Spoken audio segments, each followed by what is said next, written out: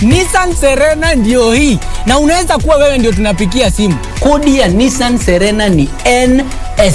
Alafu kisha kwenye amount ni 50 bob. Hii Nissan Serena tunakupatia na shilingi 50. Kujiunga na QuickBid ni rahisi. Enda kwenye M-Pesa, bonyeza paybill kisha weka business number 4032353. Kwenye account weka kodi ya bidhaa unayotaka na bidi yako ya chini zaidi. Kwa mfano TV 16. Kisha weka shilingi 20 tu kama idadi yako. Weka bidi yako pia kwenye www.quickbid.co.ke. Kumbuka, bidi ya chini zaidi ya kipekee ndio hununua. QuickBid, bidhaa bora kwa bei ya chini. This is where it all began. As the mother of broadcasting in Kenya, you can trust KBC to bring you authentic news and programs to your living room. Action. As KBC, we take pride in our unrivaled heritage as Kenya's trusted national broadcaster. Commanding over 92% digital television signal coverage of our country, 23 radio services that cut across our entire language spectrum, Hapa ndio makao makuu ya burudani. a national, regional and international digital presence backed by the most experienced and top-notch broadcast professionals in the industry. A very good evening to you. The new look Kenya Broadcasting Corporation is truly ahead of the pack. Turn to the mother of broadcasting in Kenya for stories that resonate with our identity, our aspirations as a people united in purpose. Real stories of hard work, of passion, of creativity, of big dreams. Stories that cement our nationhood. Stories that bring us together as one. We take pride in our shared heritage and destiny. KBC. Informing, educating and entertaining Kenyans as one nation. KBC. Kenya's listening. Kenya's watching.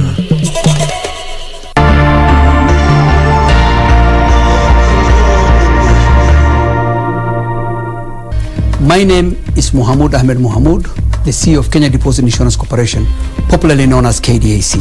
KDIC encourages the depositors to continue doing business with licensed and regulated commercial banks and microfinance institutions. As part of the corporation's public awareness campaign, KDIC, in conjunction with its membership, the banks and the microfinance institution, recently developed KDIC stickers to be displayed in all the banking halls. Be sure to look out for KDIC stickers whenever you visit your bank.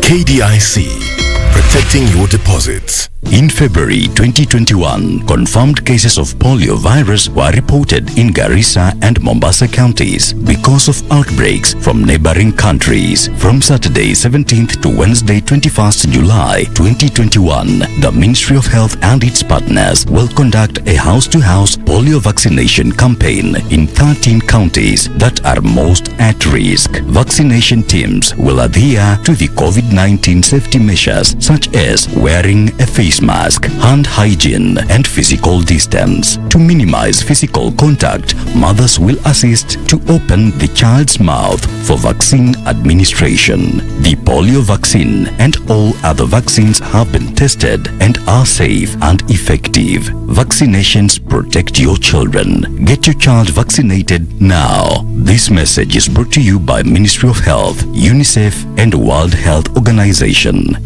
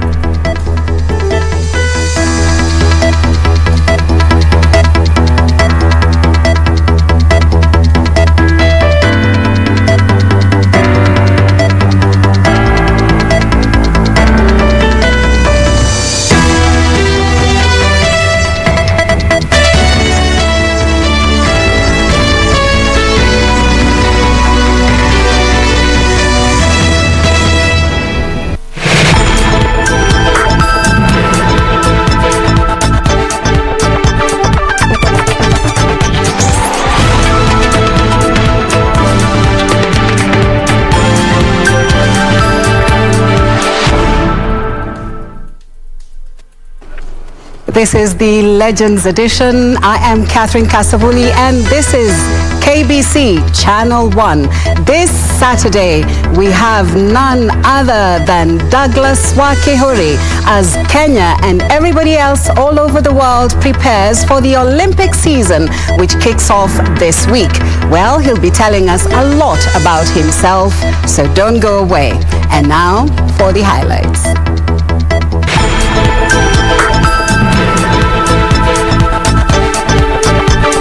Kenya imebadilika. Wananchi wanataka kujua ni nini ambayo imepangwa kwa ajili yao. Tuache kupanga mambo ya viongozi. Change the political narrative. Deputy President William Ruto urges Kenyans not to gamble with their lives but support progressive leaders. Loaded to the tip, detectives arrest a 21-year-old swindler with a gunny bag of SIM cards and data of 61,000 voters mined from IEBC.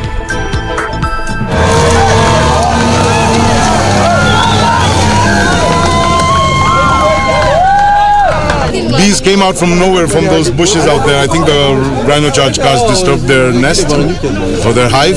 The beasts meet the bees. Rhino charge runs into trouble with Baringo bees, forcing competitors and spectators to flee.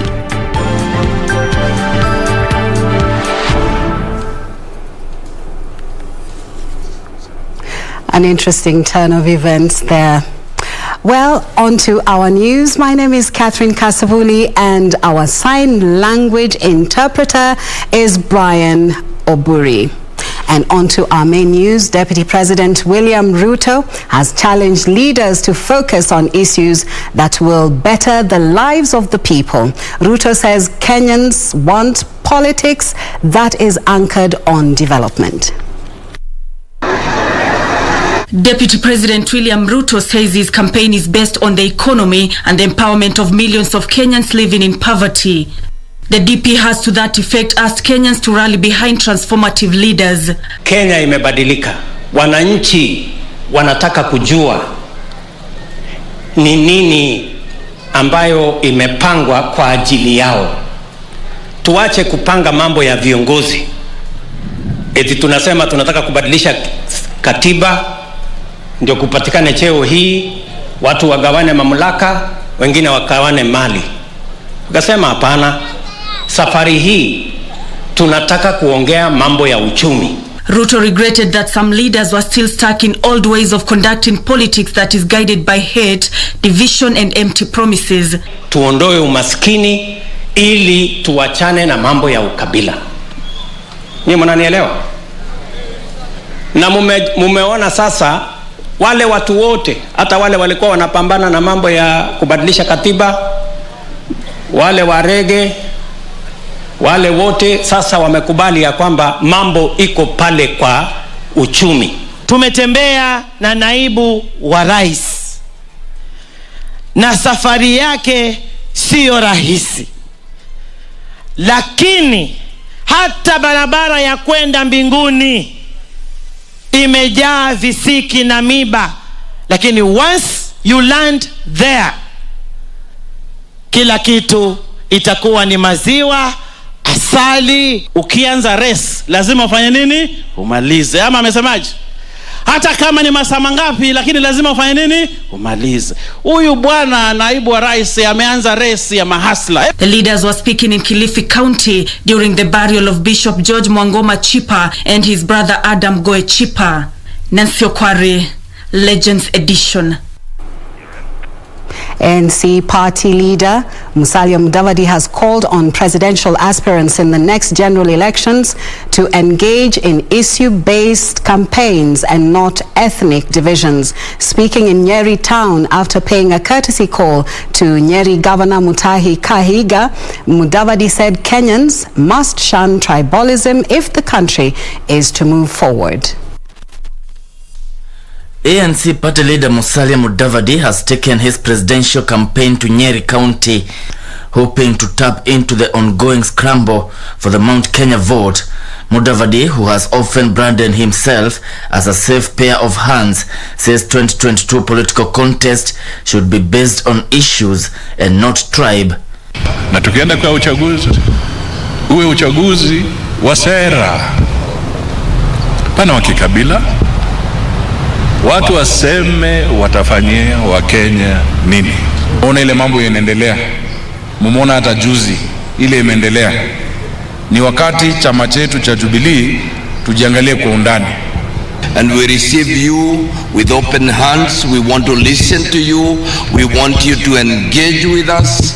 We want you to touch our lives. That as we progress, as we make political decisions, then we will be able to make very informed decisions. The Mount Kenya region has found itself in the middle of a bitter political fallout in the ruling Jubilee party. Garissa Township MP Aden Duale saying Jubilee is structurally dead and United Democratic Alliance UDA will be the vehicle of choice in coming general elections. Jubilee is not well, is sick. Some of the key organs of the body of that party, Jubilee, are not functional. Jubilee's successive tumble in Juja and Kiambaa constituencies has however been described by a section of ODM lawmakers as a minor setback. It can't be a litmus test when these people are almost having the same votes, and the total number of votes cast or counted here only represents about 45.5% of the total votes that we have in Kiambaa.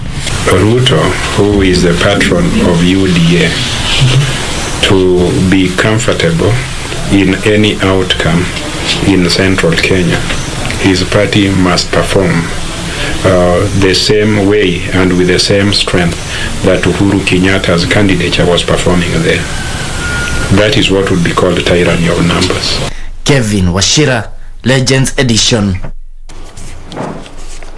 The Ministry of Environment is warning that the hiked gas prices is becoming a threat to Kenya's dwindling forest cover. Environment Cabinet Secretary Keriako Tobiko says his ministry is on high alert to contain a possible surge in illegal charcoal burning as an alternative source of fuel. Tobiko has warned that the government will leave nothing to chance in protecting Kenya's water towers. Speaking at the East Africa University in Kitengela, they launched a tree planting initiative dubbed Green Up My Neighborhood in efforts to attain a forest cover of 2 billion trees by 2030. Environment Cabinet Secretary Keriako Tobiko sent a stand warning to charcoal dealers. So you don't actually have to cut trees at all, or the entire tree. You just need to trim it. But you also need to plant. So sustainability is actually the important. CS Keriako says Kenya Forest Service and other stakeholders are putting in place measures including identifying commercial forests to help control charcoal burning. We have to provide alternatives, and not just alternatives, but clean and renewable alternatives. And part of what you mentioned about LPG and other alternatives, including biogas and briquettes and so on and so forth. So it's a whole discussion. Environmentalists are enlisting environment champions that will carry out targeted sensitization campaigns to bring communities on board in every conservation initiative. We've been working with institutions, non-governmental organizations, departments and agencies of government, international organizations, schools. So we have schools greening initiatives.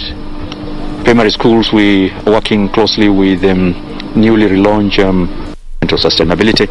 During the Saturday exercise, 3,000 indigenous trees were planted and 2 million tree nurseries set up at the East Africa University. For Legends Edition, I'm Serafina Robbie.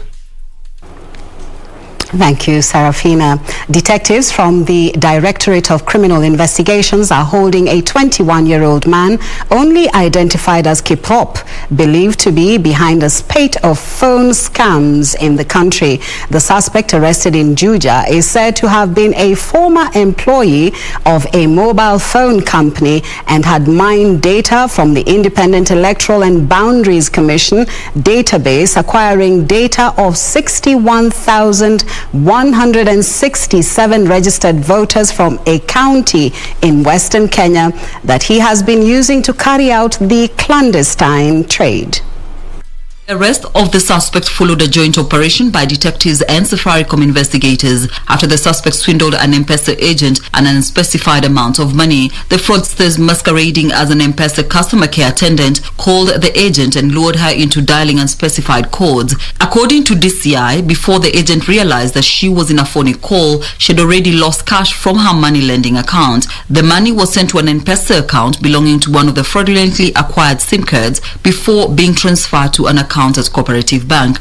The suspect was arrested in Juja and detectives managed to recover a gunny bag full of SIM cards belonging to Safaricom, Airtel and Telcom mobile phone service providers.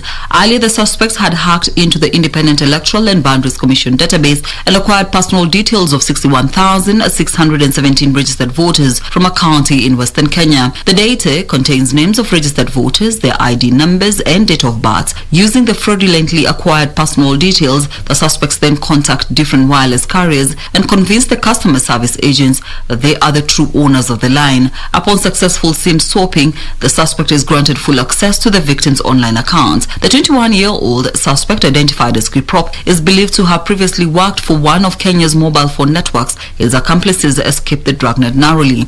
The network is believed to have swindled unsuspecting members of the public millions of shillings through their pretentious scheme. Caroline Kamau for the Legends edition. Kenya has recorded 723 new COVID-19 cases out of 6,881 samples tested in the last 24 hours. From the cases, 678 are Kenyans, while 45 are foreigners. The Ministry of Health says 6 patients have succumbed to the disease, all of them being late deaths reported in July. A total of 1,150 patients are currently admitted at various hospitals countrywide, with 130 of them under intensive care. 4,346 others are under the home-based care program. The Ministry of Health says some 1,618,356 people have been vaccinated against the disease, with the uptake of the second dose continuing to gain momentum.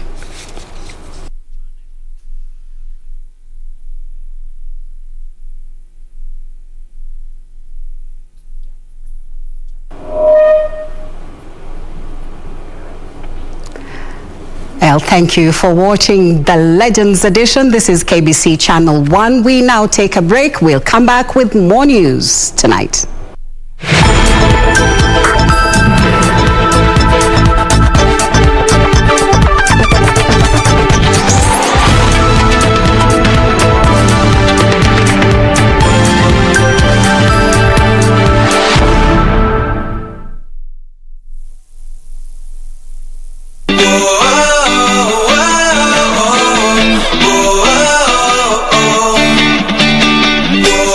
Took a piece of cigarette, smoked it on my face. I had money, I had help.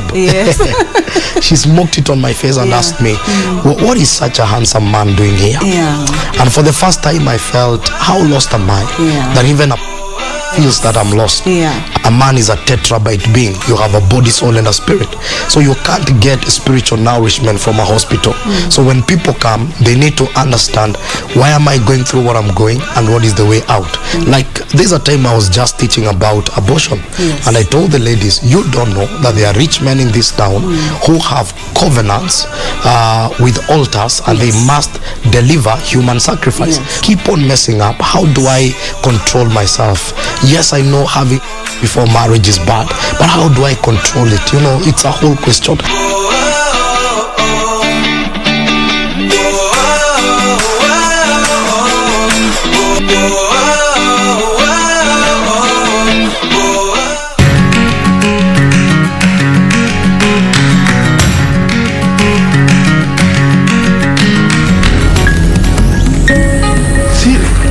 Unafanya nini hapa? Hapa si kwangu, nilikuwa nimemtembelea tu rafiki yangu anaitwa. Usiende kuzua purukushani. Afadhali umkanye kwanza, huenda akasikia na akatii. Tafadhali. Baba Kerama, natumai hakuna tatizo. Wewe umeliona?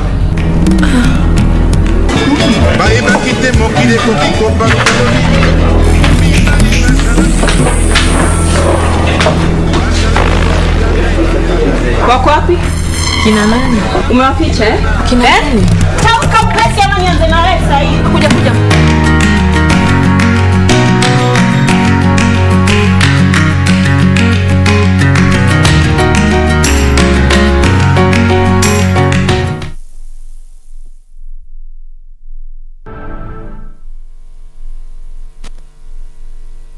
Thank you for joining us on the Legends Edition. This is the segment where we interview our living legends. And ladies and gentlemen, today I have the greatest opportunity to be hosting one of our greatest sports legends in Kenya, none other than Douglas Wakihori. He is here with us in the studio. Welcome, Douglas. Thank you. Welcome. You were born in 1963. You're the same age as the nation Kenya. How does that feel? It feels good, and being able to be an athlete. Yes. To represent it and fly the flag a bit higher. Wonderful. And I have some medals around. Wonderful. Athletes have been our best ambassadors for so many years. Wherever they go, the flag is flying high. The flag is flying high. How does it feel when you go for your meets? I think we only do what we are mandated to. Yes. As an athlete, your responsibility, you train, make sure you qualify, you are there on the race day on the line. And you have to win. That is the expectation of you getting a national flag. But the results, I think, is for the public to enjoy, because it does not belong to you now. Wonderful words coming from you. Let's talk about your childhood. Is that where you started noticing that you are, endowed with the gift of running? If I remember well, I was born in Mombasa, 1963. My mom was a prison warden at the Shimo Tewa prison. I can't remember much about Shimo. But we moved to Nyeri and then moved to Meru. Meru is where now I recall that I used to school at CCM Primary. It was a Catholic school, and it was about 2 kilometers away from the prison camp.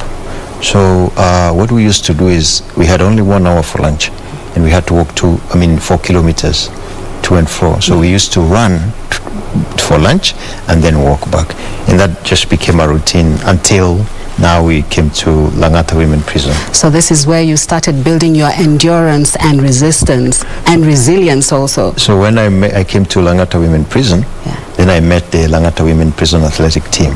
So I used to run with them, follow them, and just learn a few things. And we used to actually run from Langata Women Prison all the way to the Nairobi West Prison. Wow. And then they do their drills on the track, and then we run back. So that's how it used to be. Okay. And it used to be really, really good. And I think that was the beginning of my getting to understand and to know and to learn my talent and basically I set my mind on it, and I said, henceforth I will never look back. Let's talk about Japan. At 18 years old, you were in Japan. Yeah. Not so many Kenyans get to go abroad by themselves, at that age. When a country has heroes, and Kenya is one of the luckiest one, because we have ourselves, we have Rudisha, we have Eliud now. So the young generation looks at the living legends who are around. Yes. But then in that time, there was the country was not good enough to be. We thought that if you go out there, because we used to see good things coming out, and every runner goes out there was performing very well, and we thought that I have to go out, so either to the US or any other place. But for me, my uncle Wilson Waigu was a miler, and he was very good in mile, in 1 mile and 1500. So when he understood that I am running, he offered me an opportunity and said, if you run well, I'll get you a scholarship to the US. And that basically just now made me run like crazy. All right, but in the process, I met Mr. Kobayashi. Mr. Kobayashi has been living with us here for quite a long time, and he always noticed me running in different races. And I remember when I realized there is a good coach in Japan, and I discussed with him, there was an article about him, and he told him that we have a young Kenyan here. He's not talented, but his determination is just way too good. It doesn't matter what people say, as long as you are able to execute what you really believe. This is what I want. If it's running, anything could have happened in between. I think it's a blessing. Your very recent and very notable award, you received it from none other than the Emperor of Japan. Kindly tell us, walk us through it. Just tell us what it is, what it means, and how can they, can they issue this to a non-Japanese? It's called the conferment, and they are in different seasons. For this time, it was a spring conferment. Yes. The Order of the Rising Sun. Number one is first and most is to appreciate Japan for first giving me the opportunity, for training me,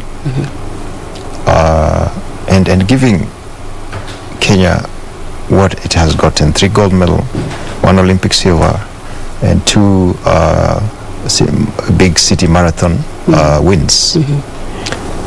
I am not sure what it means, but I think it's a very special medal, and it is also a medal that they appreciate me for my contribution in athletics, not only the marathon alone, and also the image that Kenya and Japan enjoys today.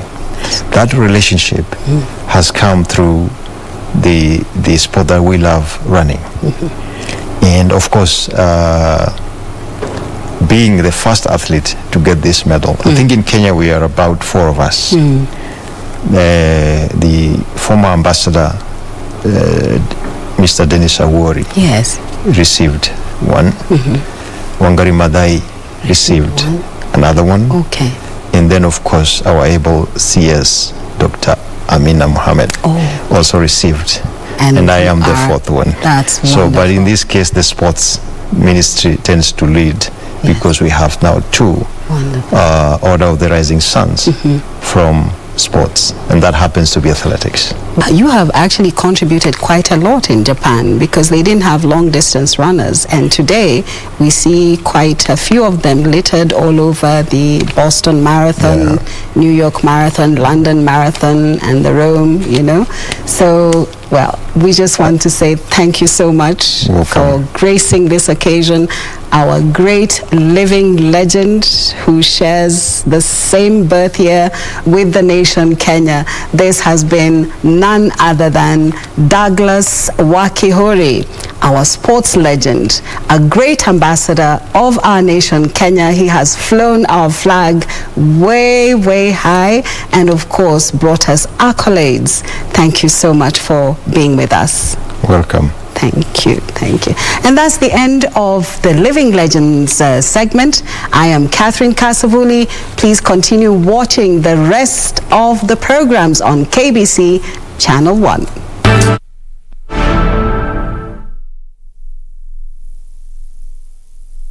To get Psalms chapter 56 verse 8, dial star 811 star 963 hash.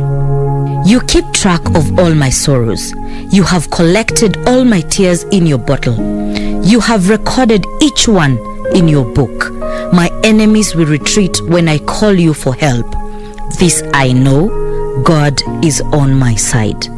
Psalms chapter 56, verse 8 to 9. Dial star 811 star 963 hash. Star 811 star 963 hash. This is where it all began. As the mother of broadcasting in Kenya, you can trust KBC to bring you authentic news and programs to your living room. As KBC, we take pride in our unrivaled heritage as Kenya's trusted national broadcaster.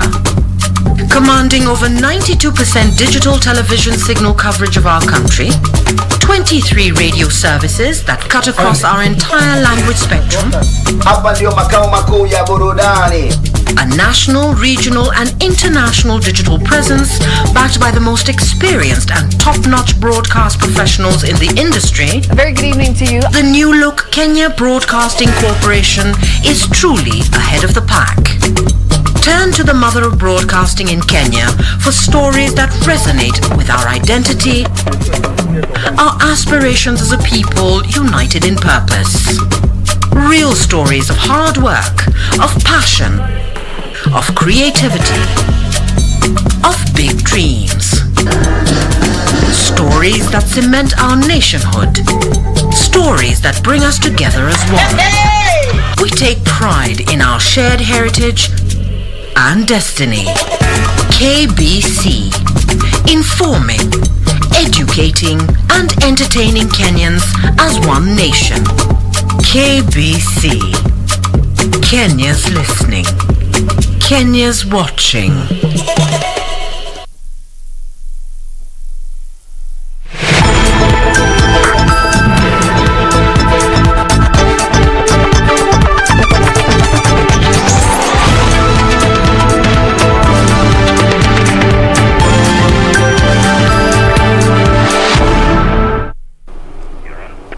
Education Cabinet Secretary Professor George Magoha has warned secondary school heads against sending students home over non-payment of fees.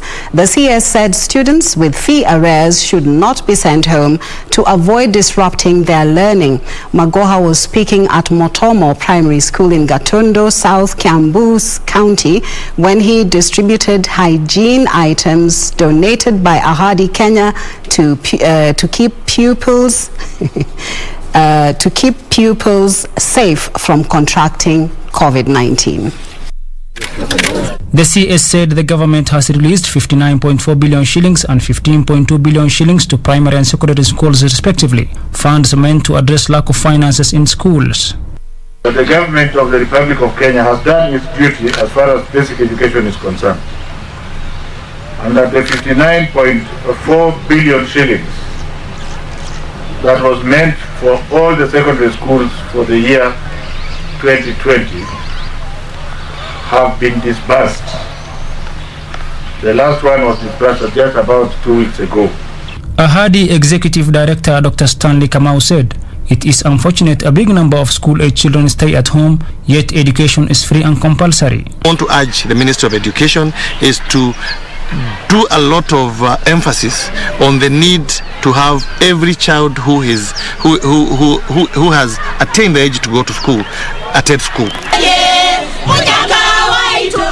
Meanwhile, Machakos Town MP Victor Munyaka has asked Education Cabinet Secretary Professor George Magoha to go easy on the use of school buses by communities. Unajua kama community inatumia ile bus, itakuwa inatoa pesa kidogo, na hiyo pesa kidogo itasaidia shule, because this bus can earn a lot of money.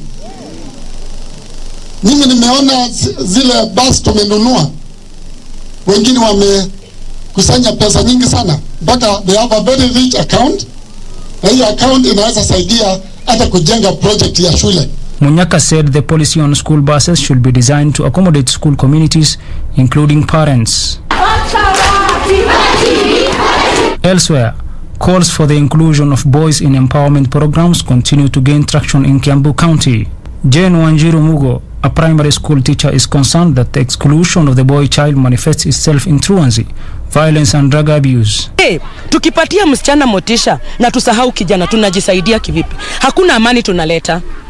Hakuna uwiano tunaleta. Na ukiangalia Vision 2030, agenda moja ni kuleta uwiano kwa wote. Tutaletaje uwiano kama mapendekezo yote yako kwa wasichana? Mugo noted that society had offered too much support to leaving boys behind, a criteria she says continues to affect performance of men in socio-economic spectrum.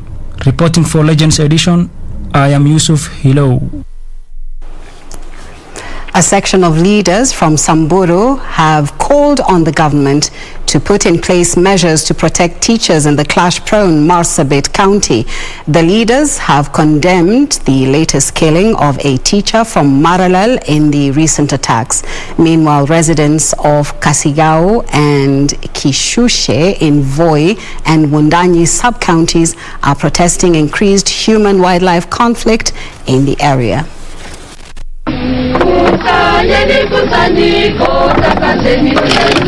Leaders from Samburu County have condemned the recent killing of a teacher from Maralal in neighboring Marsabit County. The leaders decrying the increasing attacks targeting non-local teachers, calling on the government to intervene. Kubwa TSC kutoka Nairobi lazima wajue walimu wanataka kuchungwa wakipelekwa area kama hizo mbaya mbaya. We will not go and serve at the expense of coming to bury our children here. Even those who are working right now, you have to look for security for them to come back home. Meanwhile, residents of Kasigao and Kishushe in Voi and Wundanyi sub-counties are protesting increased human-wildlife conflict in the area, saying they have incurred losses without compensation. Miti ya matunda imeangushwa yote, mihogo imeliwa yote, na hasa tunaona baa la njaa linazidi kuongezeka katika haya maeneo yetu ya Kasigao kwa sababu ya shida ya wanyama pori. And Machakos County government has rolled out a 4-day second round of polio vaccination exercise to shield children below 5 years old from the deadly disease. Round ya kwanza tunafurahi tuliweza kupata kufikia asilimia 97 ya watoto wenye tulikuwa tunataka kupatia hiyo chanjo, na hii ya pili tuna uhakika ya kwamba tutaweza kupita hata asilimia 100. Elsewhere, officials of the Embakasi Ranchers Association have accused the police of harassment, alleging that police officers stormed their offices and confiscated their equipment without any warrant. Walikuja na fujo, walikuja wakisema maneno nyingi, na kuingia kule yule director alikuweko, wakawauliza kama muna court order ya kuja kufunga ofisi. Walisema wametumwa waje wafunge ofisi. Finally, the National Land Commission is warning against illegal allocation of public land in Laikipia County. Commissioner Reginald Okumo says any official involved in the fraud will face the full force of the law. We've agreed we'll work together to see to it that we're able to address the fraudulent activities, but also return this grabbed land back to public for public use. When we say we are safeguarding public land and that we will recover public land, we mean business. Reporting for Legends Edition, I'm Safin Acheng Ouma.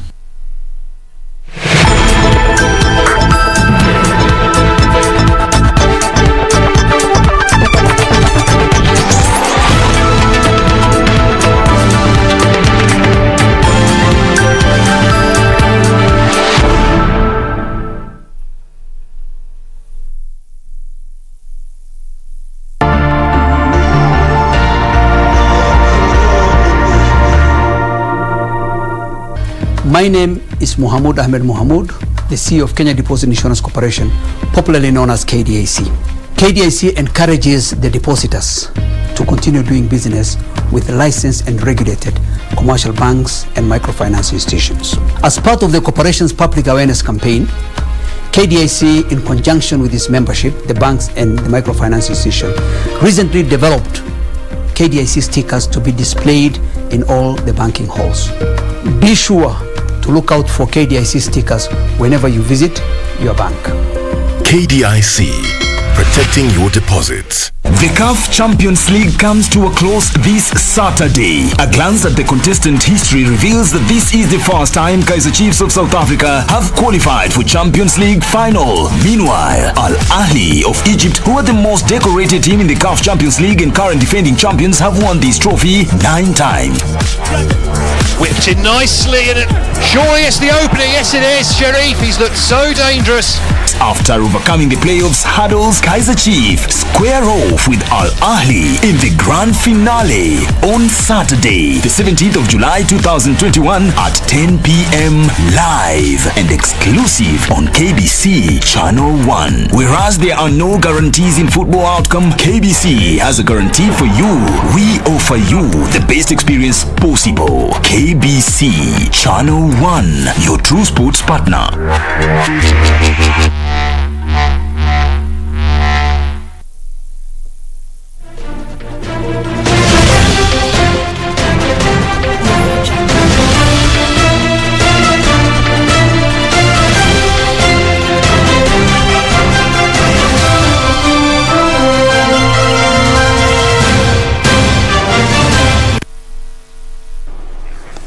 And it's now time for sports. Kenya's basketball Lionesses have just qualified for the FIBA Afro Basket Championship after beating Egypt 99-83 in the final of the Zone 5 qualifiers played at the Kigali Arena in Rwanda. Get the full match highlights and reactions in our news bulletins tomorrow. 2013 World 800 meters champion Eunice Soom is the overall captain of Team Kenya Tokyo 2020 Olympic Games. Soom will be deputized by Rugby Sevens Shujaa captain Andrew Amonde, who will also be the flag bearer during the opening ceremony of the 32nd edition of the Olympic Games. Alongside Amonde during the event at the Tokyo Olympic Stadium on 23rd July 2021 will be Malkia Strikers captain Mercy Moim.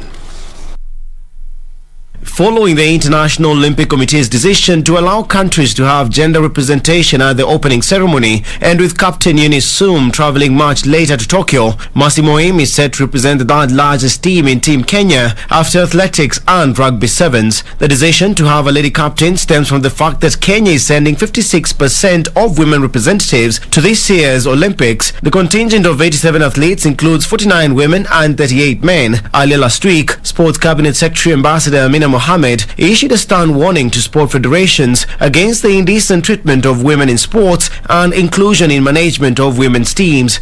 Kenya tuko na coaches, but most of the time wanapanga kwa junior team. Tunaona kama ladies coach anawekwa kwa junior team, but kwa senior team hawekwi.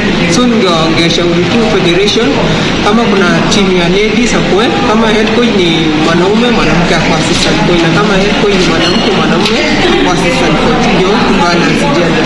On her part, Eunice Soom, who is a senior athlete in the athletics contingent and who plans to exit the stage after these games, recognizes that there is a new generation in our 800 meters distance and hopes to captain Team Kenya to the finals in Tokyo. The 33-year-old said the Tokyo Olympics will be open, with notable names like defending champion Caster Semenya missing out on the field. Soom will fly the Kenyan flag in the 800 meters with compatriots Mary Moraa and Emily Tuei. We wish our national team all the great success. The national women's volleyball team, Libero Agrippina Kundu, says their main target is a quarterfinal slot at the Tokyo Olympic Games. Malkia Strikers are currently in camp in Kurume ahead of the Olympic Games set to serve off on 23rd July to 8th August.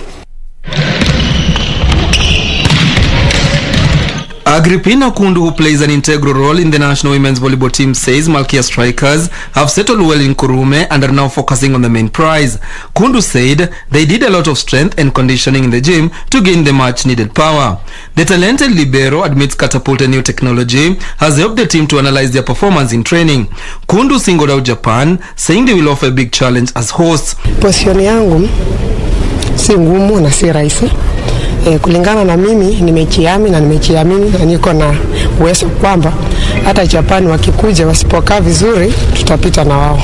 Malkia Strikers are drawn in Pool A alongside host and two-time Olympic champion Japan, reigning world and European champion Serbia, two-time Olympic champions Brazil, Korea and Dominican Republic.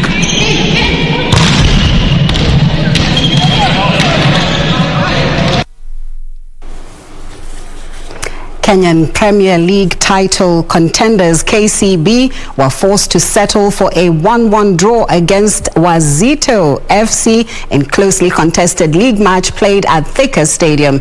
Elsewhere, Kariobangi Sharks humbled Vihiga United 4-0.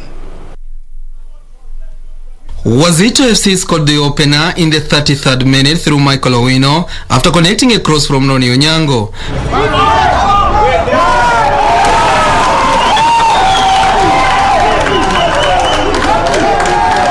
The Bankers created several chances in the first half, but did not utilize them until the second half when David Owino equalized in the 86th minute.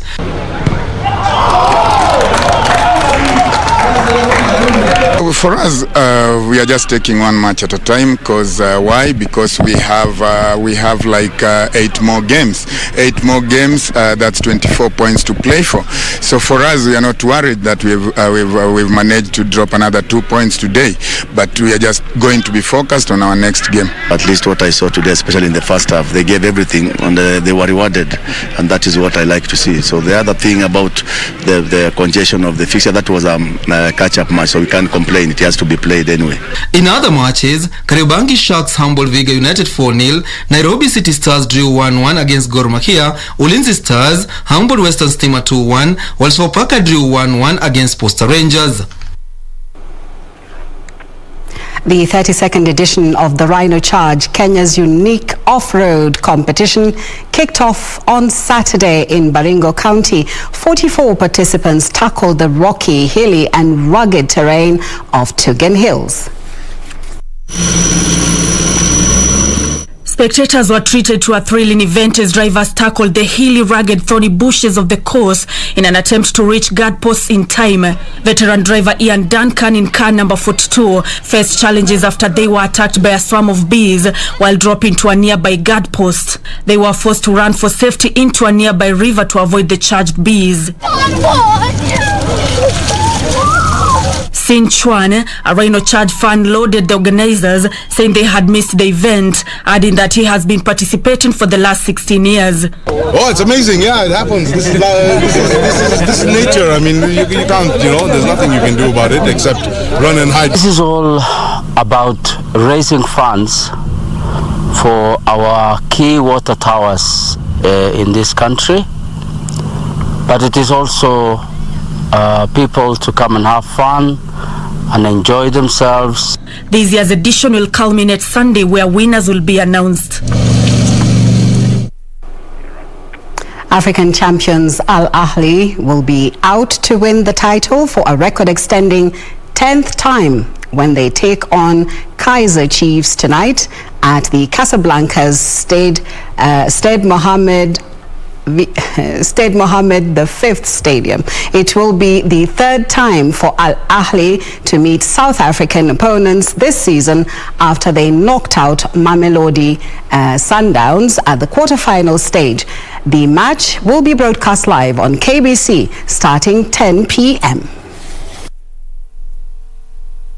Al Ahly, who are the defending champions, have won the Champions League on 9 occasions and will seek to seal a record-extending 10th title. They come up against Kaizer Chiefs, who will be making a maiden appearance in the Champions League final in a season they participated in the group stage for the first time ever. Al Ahly are under the tutelage of former Mamelodi Sundowns coach Pitso Mosimane, who has 3 South Africans in his backroom staff. Mosimane led the Cairo Giants to a 9th Champions League title last season, which was his first time at the club.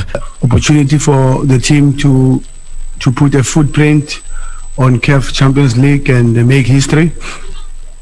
Opportunity for the players to give the club the kind of history, same as all of us as the coaches. The Egyptians are familiar with the Makosi's head coach Stuart Baxter after the Englishman orchestrated Bafana Bafana's 1-0 victory over Egypt at the 2019 Africa Cup of Nations, a round of 16 result which knocked the Pharaohs out of the tournament they were hosting. Makosi will be playing their 15th Champions League game of the season on the backdrop of 6 wins, as many draws and 2 defeats. This is the first game on the bench.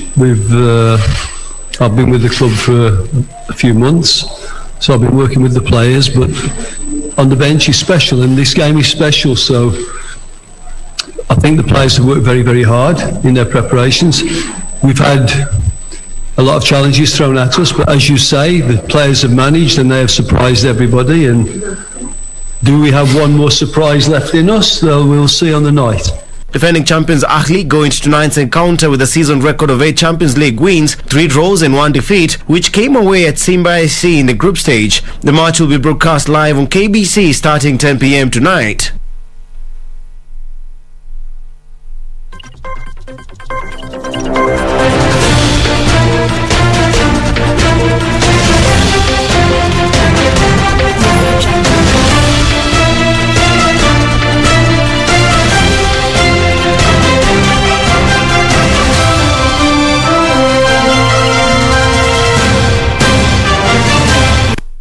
It has been a wonderful, wonderful Saturday evening. Thank you so much for being with us on Legends Edition. My name is Catherine Kasavuli, and please remember tonight to watch the football live. This is the Kaiser against Al Ahly. So don't miss. Soon after this bulletin, of course, we are going straight to the stadium. My name is Catherine Kasavuli, and our sign language interpreter has been Byron Oburi. And thank you so much for watching KBC Channel 1. Thank you.